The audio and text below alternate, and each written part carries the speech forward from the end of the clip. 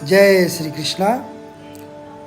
श्रीमद् भागवतम के प्रथम स्कंद के अध्याय 19 में उल्लेखित है कि सच्चा सुख आध्यात्मिक तत्व के उदय होने या जन्म मृत्यु के चक्र के बंद होने पर ही प्राप्त होता है। जन्म मृत्यु के चक्र को भगवत धाम वापस जाकर ही तोड़ा जा सकता है।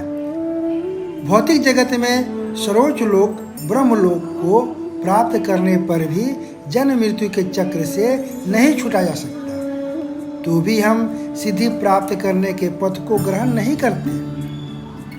यह सिद्धि पथ मनुष्य को समस्त भौतिक आसक्तियों से मुक्त करने वाला है और इस प्रकार वह आध्यात्मिक जगत में प्रवेश करने के योग्य बनता है।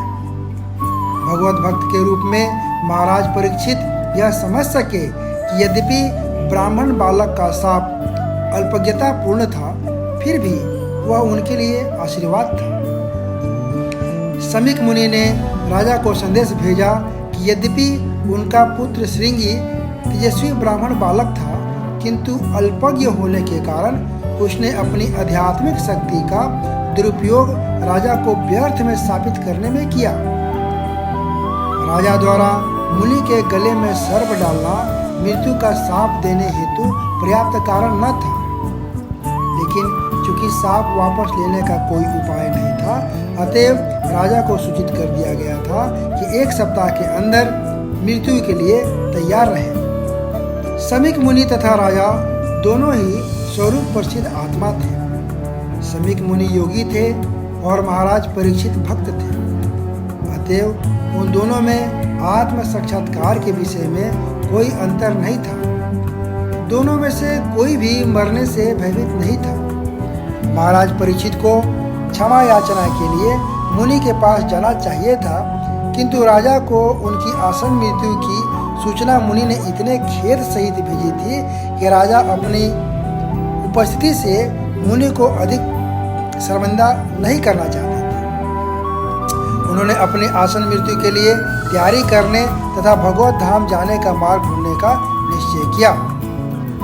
यह मनुष्य जीवन भगवत धाम वापस जाने या जन्म मृत्यु के चक्र से भव सागर से छूटने हेतु अपने आप को तैयार करने का सुअवसर है। इस प्रकार वर्णाश्रम धर्म की प्रणाली में प्रत्येक पुरुष तथा स्त्री को इस कार्य के लिए शिक्षा दी जाती है। वर्णाश्रम धर्म की प्रणाली मनुष्य को भगवत धाम वापस जाने हेतु तैयार करती है। इस प्रकार गृहस्थ को वानप्रस्थ बनकर जंगल में जाकर पूर्ण ज्ञान प्राप्त करके तथा अपनी अपरिहार्य मृत्यु के पूर्व संन्यास ग्रहण करने का आदेश रहता है।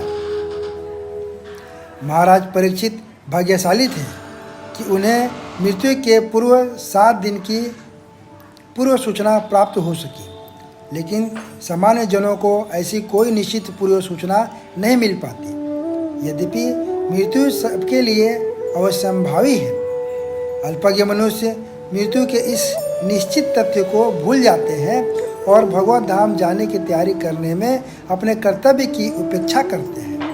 वे खाने पीने तथा आनंद मनाने की पार्श्विक वृत्तियों में ही अपना जीवन व्यर्थ कर देते हैं।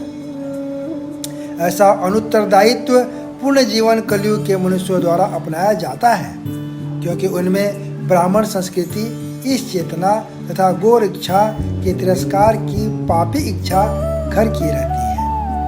जय श्री कृष्ण।